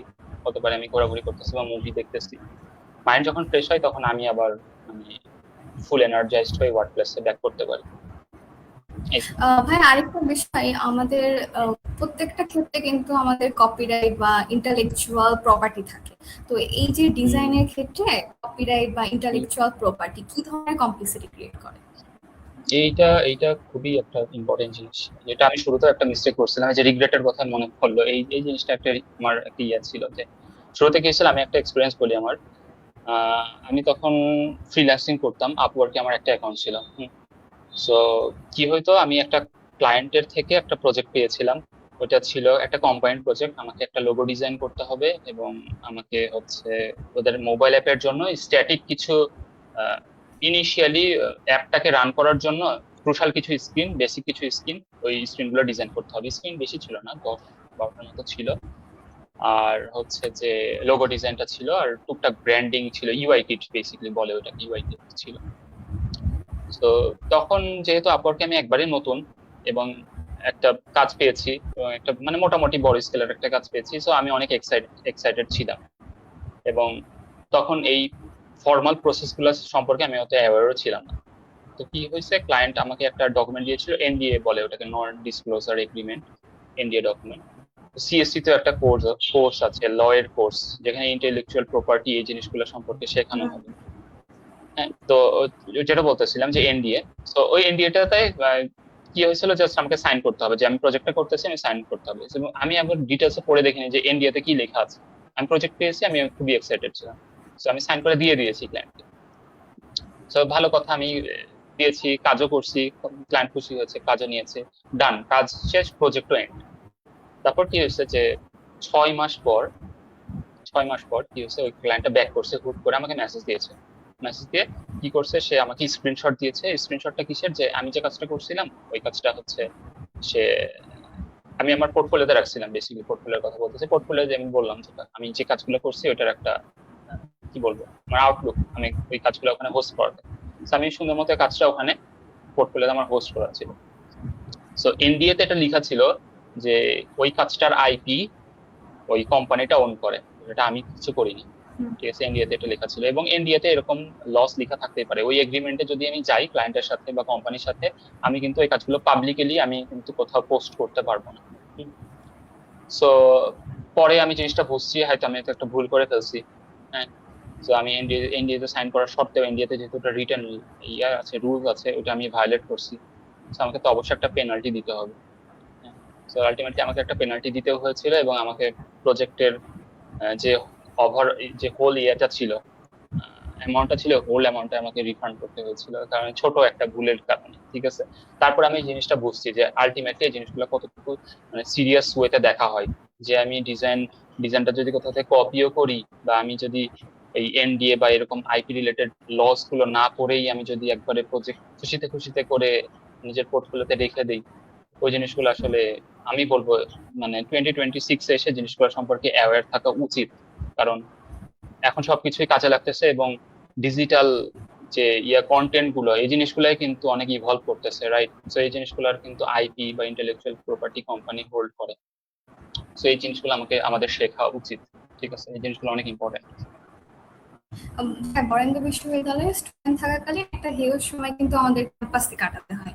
তো এই যে একাডেমিক লাইফ এবং নিজের পার্সোনাল গ্রোথ, স্কিল, এইগুলো মেনটেন করা নিয়ে যদি কিছু বলতেন। এখন আমরা এই বিষয়টা নিয়ে অনেক বেশি হিমশিম খাচ্ছি, মানে কিভাবে একাডেমিক আচ্ছা। লাইফ হুম, ব্যালেন্স করব, নিজের স্কিল গেইন করব, পার্সোনাল গ্রোথটা কিভাবে বাড়াবো, এটা আমাদের কাছে অনেক বড় একটা হেডেক হয়ে দাঁড়াইছে বর্তমানে। হুম, হুম, হুম। এটার ক্ষেত্রে আমি যেটা বলবো যে ইউনিভার্সিটিতে যদি সিমিলার মাইন্ডসেটের দেখা যাচ্ছে কিছু পার্সন আছে যারা, আমার কিছু ফ্রেন্ড সার্কেল আছে যারা শুধুমাত্র দেখা যাচ্ছে ওয়েব ডেভেলপমেন্ট শিখতে চাচ্ছে বা ওই লাইনে আগাইতে চাচ্ছে সামনে। ঠিক আছে, ওরা একটা গ্রুপ ফর্ম করতে পারে। বা দেখা যাচ্ছে যারা শুধুমাত্র এই প্রোডাক্ট ডিজাইন বা ডিজাইন সেক্টর আসতে যাচ্ছে, ওদের একটা গ্রুপ থাকতে পারে, ওদের একটা সার্কেল থাকতে পারে। মানে সার্কেলটা এমন হবে যে আমরা আসলে একসাথে কাজ শিখবো এবং আমরা অ্যালাইন থাকবো, এরকম কিছু। ঠিক আছে, তারপরে অন্য আরো অনেক টপিক, যে কেউ দেখা যাচ্ছে ডেটাবেস নিয়ে কাজ করবে, ব্যাক এন্ডে কাজ করবে, কেউ ফুল স্ট্যাক লাইনে যেতে চাই। ঠিক আছে, তো এরকম আমি যদি একটা গ্রুপ ফর্ম করতে পারি, এবং আমরা যদি ইন্ডিপেন্ডেন্ট প্রজেক্টও করি, বা দেখা যাচ্ছে আমি সেমিস্টারের কোনো প্রজেক্টই করবো, আমরা যদি গ্রুপ ওয়াইজ চিন্তা করতে পারি যে দেখা যাচ্ছে আমরা 4-5টা ফ্রেন্ড, আমরা একটা গ্রুপ ফর্ম করে আমাদের যেহেতু মাইন্ডসেট মেলে, তো আমরা কাজ করতে তখন আর কি ওই বোর্ডমটা তখন আর আসবে না। ঠিক আছে, যেহেতু আমরা সিমিলার মাইন্ডসেটে। সো এভাবে কাজ করলে যে টিম প্লেয়িংটাও আমি তখন শিখবো, যেটা কোম্পানিতে যে আমাকে শিখতে হতো। এবং আলটিমেটলি আমি তখন কিন্তু এরকম বোর্ড ফিল করব না। আগে যে কাজটা আমি একা করতাম, ওই কাজটা দেখা যাচ্ছে আমি এখন গ্রুপের সাথে ডিসকাস করে করতে পারতেছি, এবং ওই জিনিসটা তখন আমি আলটিমেটলি অনেক এনজয় করবো। তাছাড়া অ্যাসাইড একাডেমিক প্রেশার তো অনেক থাকেই, ওই জিনিসগুলো আসলে আমাদের একটু হ্যান্ডেল করা শিখতে হবে, একাডেমিক প্রেশার। এবং একাডেমিক প্রেশার থেকে বেরিয়ে যদি এই কাজগুলো করি, আমার ভালো লাগার কাজগুলো করি, তাহলে দেখা যাবে জিনিসটা ব্যালেন্স হয়ে যায় অনেক। ঠিক আছে? আমি যদি একটা ভালো কিছু করি, আমার নিজের কাছে কিন্তু স্যাটিসফাইড হবো আমি, যে আজকে আমি একটা ভালো কিছু করছি, আমার ভালো লাগবে। সো আলটিমেটলি ডে এন্ডে তখন ভালো লাগবে। এই তো। ধন্যবাদ ভাইয়া। হ্যাঁ, এখন আমরা একটু আমাদের কমেন্ট সেকশনে চলে যাব। আমাদের কমেন্ট সেকশনে অডিয়েন্সরা তাদের জন্য অনেক ইম্পর্টেন্ট কিছু কোশ্চেন করেছে। যেমন নাদিয়া তাবাসসুম সওদা প্রশ্ন করেছে, এখন যদি কেউ ইউআই ইউএক্স ডিজাইন ক্যারিয়ার করতে চায় তাহলে তার কিভাবে শুরু করা উচিত, আর ইউআই ইউএক্স ডিজাইনিং এর জন্য ইন্টারভিউ প্রসেসটা কেমন?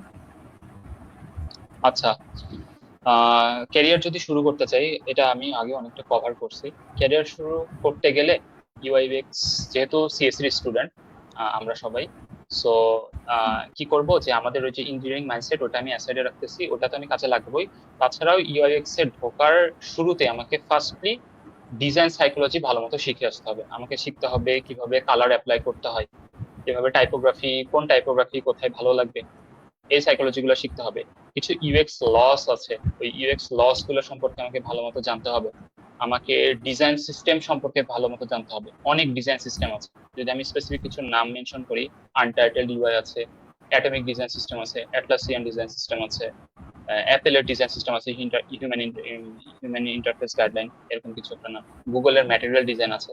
সো আমি যদি এই যে ডিজাইন সিস্টেম, দেন হচ্ছে আমার কি বলবো ডিজাইন সাইকোলজি গুলো সম্পর্কে ভালো মতো জেনে আসি, তাইলে এই জিনিসগুলা এও যদি আমাকে জেনারেট করে দেয়, আমি কোথায় ভুল হচ্ছে ওই জিনিসগুলা ডিবাগ করতে পারবো।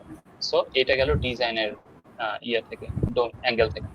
তারপর আমার ইঞ্জিনিয়ারিং মাইন্ডসেট, আমি যেটা বলছি প্রবলেম সলভিং, ওটা কিভাবে কাজে লাগাবো, যে আগে যে প্রবলেমটা আমাকে সলিউশন করতে অনেক সময় লাগতো, ওটা অপটিমাল কম সময় কিভাবে আমি ডেলিভার করতে পারতেছি, এই জিনিসটা আমি শিখবো।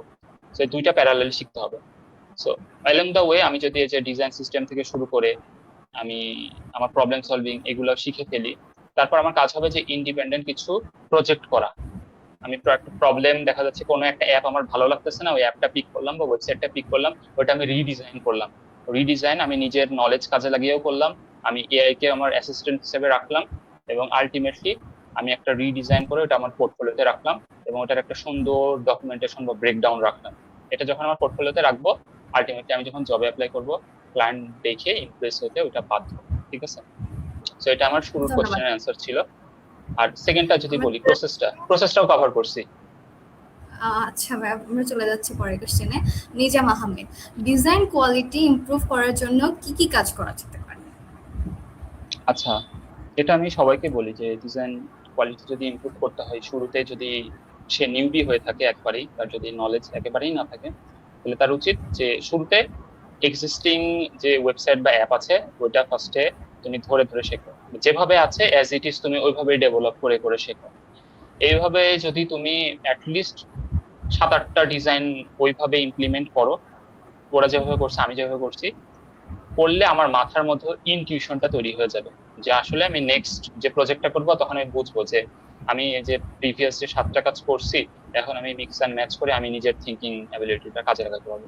তো শুরুতে তুমি হচ্ছে এরকম অনেক রিসোর্স আছে আছে ওই রিসোর্স থেকে তুমি যেটা ভালো লাগে ওটা পিক করে ওটা রিডিজাইন করো, বা এক্সিস্টিং ওটাই কপি করে করে শিখো। আলটিমেটলি একটা সময় যে তুমি যদি 7-8টা এরকম করো, দেখবা যে ইনটিউশনটা অটোমেটিকলি মাথায় গ্রো করবে। ধন্যবাদ ভাই।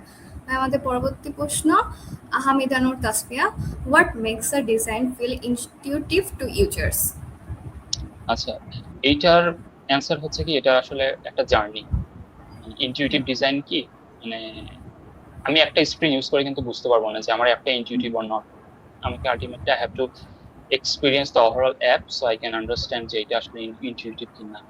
সো যেমন আমি ফর এক্সাম্পল যদি বলি যে বিকাশ যে অ্যাপটা আছে, মানে মানি ট্রান্সফারের জন্য, বিকাশ বিকাশ আছে এরকম, তারপর মানি ট্রানজাকশনে কিন্তু অনেক অ্যাপ আছে, রকেট আছে, উপায় আছে। সো আলটিমেটলি আমরা কিন্তু মোস্ট অফ দ্য কেসেস সবাই কিন্তু বিকাশটা ইউজ করি। কেন ইউজ করি? কারণ বিকাশ অ্যাপের ইউজার ইন্টারফেস বা ওদের পলিসি আমার আমার ভালো লাগে, বা অ্যাপটা অনেক সুন্দর ইউজার ফ্রেন্ডলি। ঠিক আছে, তো ওভারঅল জার্নিটা যদি আমার স্মুথ হয় একটা অ্যাপ এক্সপিরিয়েন্স করার, তাইলে ওই ডিজাইনটা আমার হচ্ছে ইনটিউটিভ হবে, আদারওয়াইজ হবে না। আচ্ছা, আমাদের পরবর্তী প্রশ্ন, হামিদানুর তাসফিয়া আবার প্রশ্ন করেছে, how do you see immersive technologies like AR or VR affecting UI UX design? আচ্ছা, এটা কিন্তু আমি মেনশন করছি যে যখন 5-6 বছর পর ইন্ডাস্ট্রি কেমন যাবে ওটা আমি তখন বলছি, তাও একটু র্যাপ আপ করি এই জিনিসটা যে এআর ভিআর কিন্তু সেপারেট একটা ডোমেন। এখন আমরা যেরকম অ্যাপ বা ওয়েবসাইট ডিজাইন করি এটা কিন্তু নর্মালি ফিগমাতে করি। এখন এআর ভিআর এরও কিন্তু কি বলবো ইন্টারফেস ফিগমাতে করা যায়, কিন্তু এইগুলোরও কিন্তু টুলস আসতেছে, ইন ফিউচার আরো টুলস আসবে, এগুলো তো থেমে থাকবে না। সো এই জিনিসগুলো এখন তো আপাতত এআর ভিআর আমার জানা মতে ফেসবুকের মেটা কোয়েস্ট আছে, অ্যাপেলের ভিশন প্রো আছে, আর টুকটাক থার্ড পার্টি কিছু আছে। সো এই ইন্ডাস্ট্রি গুলা যখন পপুলারাইজ হওয়ার স্টার্ট করবে, আরো বেশি কমার্শিয়ালাইজ হবে। আমরা এখন যেরকম মোবাইল ফোন ইউজ করি, আগে কিন্তু মোবাইল ফোন ইউজ করতাম। সো যখন এটা আরো বেশি কমার্শিয়ালাইজ হয়ে যাবে, তখন কিন্তু এগুলো টুলসও আসবে, এবং তখন কিন্তু ওই সেক্টরে এই জব ওপেনিংস গুলো আমি দেখতে পাবো যে এআর ভিআর ডিজাইনার যারা শুধুমাত্র এআর ভিআর নিয়ে মানে স্পেশালাইজ। হ্যাঁ, তো তখন আর কি জিনিসগুলো ইভলভ হবে। এই তো। আচ্ছা হ্যাঁ, পরবর্তী প্রশ্ন, রিয়াদ হাসান, এখন তো বড় বড় কোম্পানিগুলো এআই এর সাবস্ক্রিপশন পারচেজ করে দিচ্ছে তাদের এমপ্লয়ীদের, যার কারণে আগের তুলনায় এখন টিম ওয়ার্কের জায়গায় টিম মেম্বারের সংখ্যা কমে যাচ্ছে, 4 জনের জায়গায় 2 জন এমপ্লয়ি কাজ করছে। বাংলাদেশে পাবলিক এবং প্রাইভেট সব মিলিয়ে 140 থেকে 50টি বিশ্ববিদ্যালয় রয়েছে সিএসসি নিয়ে পড়ার জন্য।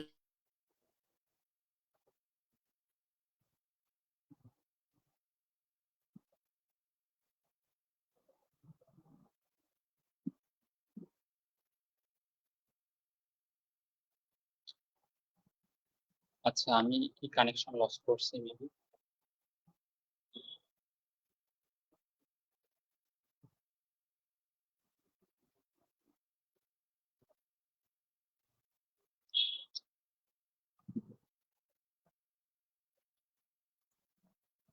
আচ্ছা, আমি কোশ্চেনটা এখান থেকে পরে অ্যান্সার দিচ্ছি যে বড় বড় কোম্পানিগুলো করতেছে।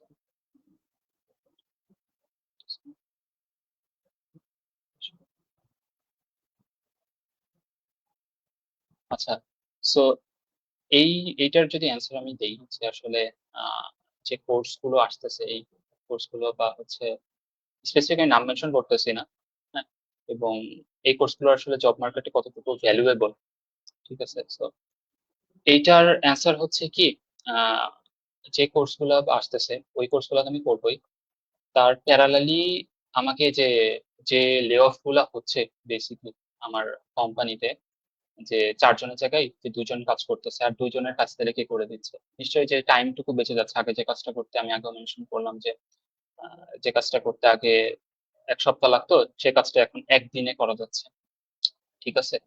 সো আমাকে আলটিমেটলি ওই কোর্সগুলো আমাকে কি শেখাচ্ছে, হার্ড স্কিল শেখাচ্ছে, রাইট? যে আসলে আমি টুলস কিভাবে শিখবো বা কিভাবে কাজ করব, হার্ড স্কিল আমি শিখতে পারতেছি ওখান থেকে। আর পাশাপাশি আমাকে নিজেরও কিছু আমার নিজের কন্ট্রিবিউশন এখানে থাকতে হবে। নিজের কন্ট্রিবিউশন কি, যে আমি নিজেকে কিভাবে প্রেজেন্ট করব, আমার সফট স্কিল কি। কারণ আলটিমেটলি দেখা যাচ্ছে মার্কেটে এখন সবাই কাজ জানে এবং সবাই এক্সপার্ট।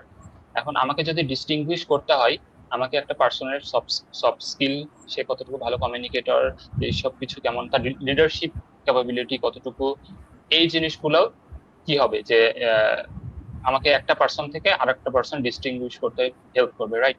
সো ফর এক্সাম্পল, আমি যদি সিমিলার পোস্টের জন্য 10টা ইন্টারভিউ নেই, আমি যদি 10টা পার্সনের সাথে কথা বলি, আমি কিন্তু কথা বলে 10টা পার্সনের সাথে কথা বলেই দেখা যাচ্ছে 10টা পার্সনের হার্ড স্কিল মোটামুটি সিমিলার, ওকে, এবং তারা দেখা যাচ্ছে সেম কোর্স করে আসছে বা সেম সেম রিসোর্স থেকে শিখে আসছে। কিন্তু তারপরেও কিন্তু আমি ওই 10টা পার্সনের সাথে কথা বলে বুঝতে পারবো যে আলটিমেটলি কোন পার্সনটা আমার কোম্পানির জন্য ফিজিবল, কিভাবে তার ওয়ে অফ থিঙ্কিং, তার কথা বলার টোন, সে কতটুকু লিডারশিপের জায়গা থেকে ক্যাপাবল, হ্যাঁ।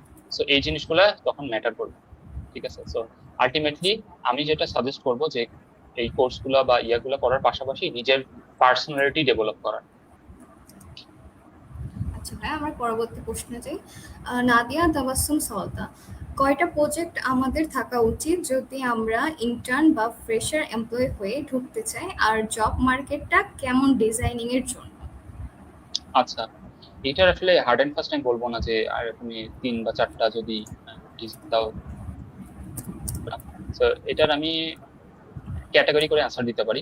তোমার ডিজাইন পোর্টফোলিওতে একটা কেস স্টাডি তুমি রাখতে পারো। কেস স্টাডি কি, যে একটা অ্যাপ বা ওয়েবসাইটের ওভারঅল একটা জার্নি, ঠিক আছে, প্রবলেম স্টেটমেন্ট থেকে শুরু করে ইউজার ম্যাপিং থেকে শুরু করে ইনফরমেশন আর্কিটেকচার থেকে শুরু করে ওয়্যার ফ্রেম, তারপর হচ্ছে তোমার প্রজেক্টের টাইম লাইন, আমি তো আগে যেটা মেনশন করছি যে AI tool use cases, comparison, user persona, low fidelity, high fidelity wireframe, এই কমপ্লিট একটা তুমি কেস স্টাডি রাখতে পারো পোর্টফোলিওতে। তারপরে তুমি কিছু রিডিজাইন রাখতে পারো, ঠিক আছে। তো এরকম যদি ডিটেইলড কিছু কাজ রাখো, তাহলে দেখা যাচ্ছে তুমি 2 বা 3টা তোমার পোর্টফোলিও আইটেম দিয়েই তুমি দেখা যাচ্ছে একটা কোম্পানি থেকে কল পেয়ে যেতে পারো। আবার দেখা যাচ্ছে অনেকে 20-30টা ডিজাইন আইটেম দিয়েও তারা কল পায় না। কেন পায় না? কারণ তাদের কাজের ডোমেনটা অনেক ভেগ, মানে অত ডিটেলস যে রিসার্চ করে না, এবং রিক্রুটার দেখে বুঝে যে আসলে 2-3টা স্ক্রিনশট নিয়ে কাজ করছে, ওই ডিপ রিসার্চটা করেনি। তো তোমার পোর্টফোলিওতে তুমি ডকুমেন্টেশন সহ তোমার একটা কেস স্টাডি রাখার ট্রাই করবা এবং কয়েকটা রিডিজাইন রাখার ট্রাই করবা, যেটার আর কি ভ্যালিডেশন বা ডকুমেন্টেশন থাকবে। এটা জি ভাইয়া। ভাই, এখন যদি শেষ মুহূর্তে যদি আমাদের জুনিয়রদের জন্য কোনো অ্যাডভাইস দিতেন। আচ্ছা, আচ্ছা, বরেন্দ্রতে আমরা যেটা শুরু করছি, আমাদের সিএসসি যে কম্পিটিং ক্লাবটা আছে ওইখানে আমাদের নূর স্যার আছে, এবং ওই ক্লাবের থ্রুতে আমরা প্রায়শই কিন্তু নিত্য নতুন টপিকস নিয়ে বুট ক্যাম্প বা এরকম হ্যাকাথন অ্যারেঞ্জ করতেছি আমরা। যেমন রিসেন্টলিও আমরা করে আসছি, ইউআইউএক্স এর উপর একটা হ্যাকাথন করে আসলাম গতকালই। সো এইরকম আমাদের জুনিয়রদের জন্য আমি যদি অ্যাডভাইস দিতেই হয়, তাহলে আমি বলবো যে একাডেমিক পড়ার পাশাপাশি, কারণ একাডেমিক পড়াশোনা তুমি যা করতেছো তোমার ফ্রেন্ডও তাই করতেছো, রাইট? সো তুমি নিজেকে ডিস্টিংগুইশ করবা কি করে? সো তুমি এরকম ক্লাবে যে প্রোগ্রাম গুলো হবে, এবং এই ক্লাবে ইন্ডাস্ট্রি এক্সপার্টও নিয়ে আসার চিন্তা ভাবনা আমি শুনছি, স্যাররাও প্ল্যান করতেছে যে ইন্ডাস্ট্রি এক্সপার্ট নিয়ে এসে জিনিসগুলা আরো বেশি, মানে এখন মার্কেটে কি চলতেছে, কারণ সিএসসি তে আলটিমেটলি আমাদের কি হয় যে মার্কেটের সাথে ইয়ে করতে হয়, কোপ আপ করে চলতে হয়, আমাদের সবসময় জানতে হয়, হ্যাঁ। সো এই যেই জিনিসগুলো আসবে যে বুট ক্যাম্পে আসুক, যে ডোমেনেরই হোক, আমি একটু পার্টিসিপেট করে দেখব আমাদের ক্লাবগুলোতে, বা বরেন্দ্র যেই প্রোগ্রামই অ্যারেঞ্জ করুক, হ্যাঁ, যে কোনটা আমাকে আসলে অ্যাট্রাক্ট করতেছে বেশি। এখন দেখা যাচ্ছে আমার ডিজাইন ভালো লাগে, কারো ডিজাইন ভালো নাও লাগতে পারে, বা কারো কোডিং ভালো নাও লাগতে পারে। তো আমি ট্রাই করব এখন থেকে, যারা ফ্রেশার আছে একবারেই এক্সপ্লোর করো। তুমি যত বেশি এক্সপ্লোর করবা, তুমি তখন বুঝতে পারবে যে আসলে কোনটা তোমাকে হুক করতেছে আর কোনটা করতেছে না। কারণ আলটিমেটলি তখন তুমি বুঝতে পারবা যে আসলে আমাকে কোন দিকে যাওয়া উচিত। ঠিক আছে? সো এইভাবে তুমি হচ্ছে জার্নি শুরু করতে পারো। অসংখ্য ধন্যবাদ ভাইয়া। দেখতে দেখতে আমরা আমাদের পডকাস্টের একদম শেষ সময় চলে আসলাম। ভাইয়া, আপনাকে আবারও অসংখ্য ধন্যবাদ আপনার আমাদের সাথে এই পডকাস্টে যুক্ত থাকার জন্য। দর্শক, আপনাদের উদ্দেশ্যে বলবো, আজকের মতো এখানেই শেষ হচ্ছে আমাদের alumni association present alumni podcast সিরিজের তৃতীয় পর্বে। পরবর্তীতে আমরা আবার যুক্ত হব আপনার সাথে। ততক্ষণ ভালো থাকবেন, সুস্থ থাকবেন। আল্লাহ হাফেজ।